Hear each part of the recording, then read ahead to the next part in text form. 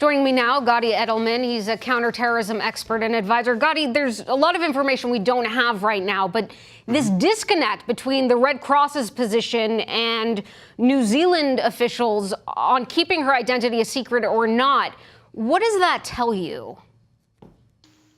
You know, different organizations in different countries go about it in different ways. But you do have to realize that in ISIS territory, people would not be referred to by their English names.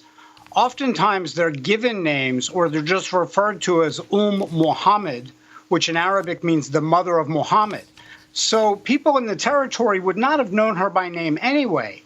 Also, one has to remember that any time she would have been over there with ISIS, her face would have been covered with a niqab. So it's not like it really would have mattered that much had they given her identity and said that she was being held. But then why is New Zealand or officials there adamant that her identity shouldn't have been revealed? And why did the Red Cross keep it a secret, do you think, for the past 5 or 6 years? Well, both the International Red Cross as well as the New Zealand Red Cross and New Zealand Special Forces were on the ground looking for her, along with other organizations. So they didn't want to tip anybody off if she was alive. They did come out and say in a press conference today that they know for a fact that she was alive and she was actually using her medical training. You know, terrorists are a lot of things, but one of them is not stupid. And they would have utilized her because of her medical training. That's a really interesting point. But let's talk about now. ISIS is on the run. They've lost all this territory in Iraq and in Syria. What chances are there that she's still alive? How do you read the situation? You know, your guess is as good as mine on that. And I pray and hope that she is, for her sake, her family's sake. This is a very special woman. If you read her bio, this is her 17th time going overseas from New Zealand to help in other countries. This is an amazing woman.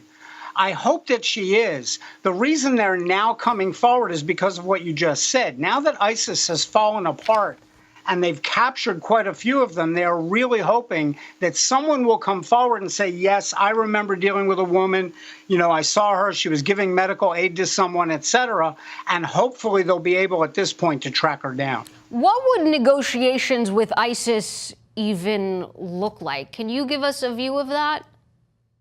There is no negotiating. The people that are ISIS, you know, the former ISIS fighters, those that were captured are not going to say much, and those that weren't, unfortunately, went back into society and just blended in. But have they ever released captives before? Oh, they have. They have. As a matter of fact, when she was captured, Louisa, there were 6 members in the party, and 4 of them were immediately released. I don't know the circumstances behind that or why, because they are so tight-lipped about it, but her and 2 drivers were kept. So I believe that is strictly and solely because of her medical training, and they were utilizing her. Yeah, and certainly folks that are close to her, her family, her former colleagues, hoping that she is still alive and that something could be done. Gadi Adelman, we really appreciate you coming on.